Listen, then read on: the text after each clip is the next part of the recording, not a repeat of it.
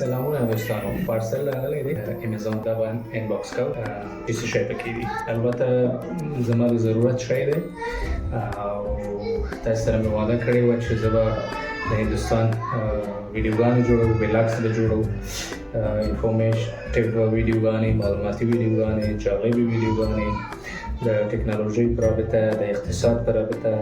د ټولنیز ژوند په رابطه د هغې په رابطه به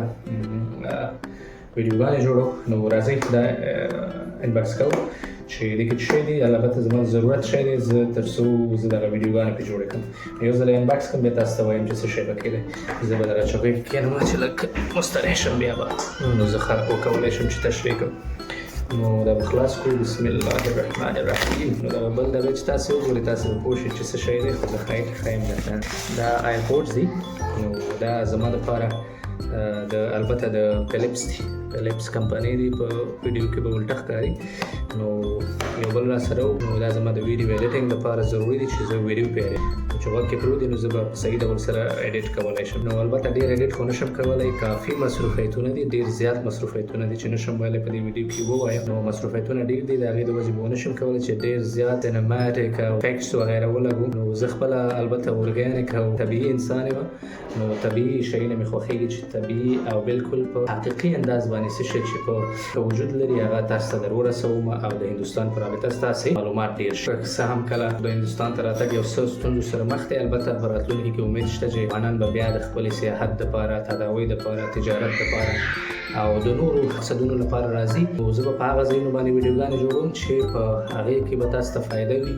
دلته به ژوند څنګه تېروئ څنګه به راځئ کله چې البته ډیلي په هوایي میدان کې اندرا ګاندي البته وبخئ هوایي ډګر کې نو د هغې ځای نه به څنګه راځئ څنګه به ځان ته کور اطاق په کرایه نیسئ رسټورانټ د خوراک په رابطه هغه ټول شیونه به انشاءالله تشریح کوو نو دغه ایرپوډز راغلی دی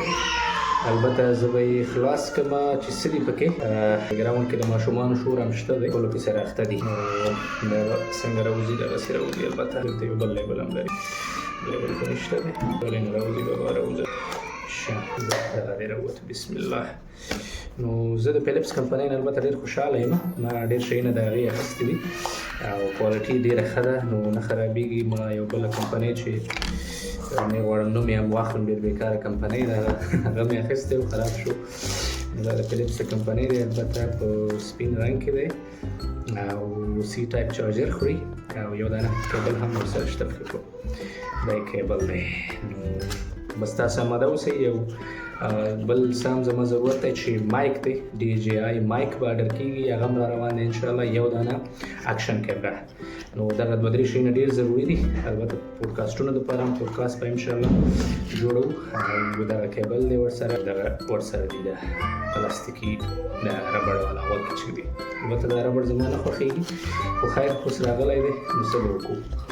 نو څنګه وایي د سرکار له دره چې خاورې هم دوړېږي باید لمن ورباندې ونیسو نو سرکار را لېږلي دي موږ یې باید واخلو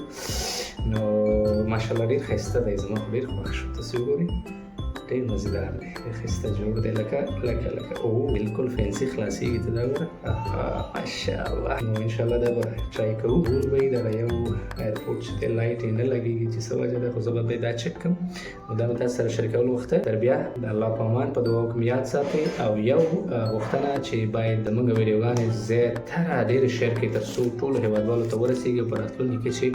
څوک هم هندوستان ته راځي نو د هغې سره به دا معلومات وي زه څنګه دلته ژوند تېر کړم او څنګه خپل کارونه مخې ته ویسم او همدارنګه زموږ یوټیوب چینل کوي د انسټاګرام پیج دی هغه در سره